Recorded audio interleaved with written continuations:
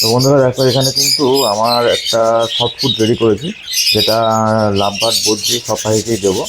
তো সফট ফুডের মধ্যে কী কী আছে একবার দেখাই তোমাদের। এখানে দেখো, গম আছে, ভুট্টা আছে, কাটিং ভুট্টা, চিঁড়ে আছে, বেঁটে শাক আছে, প্লাস গাজর আর বিট আছে, ঠিক আছে, প্লাস বিনস আছে। এখানে এই যে বিনস আছে। তো এই হচ্ছে শর্ট ফুড, শীতের যেই শর্ট ফুড এগুলো এখন দেওয়া হয়।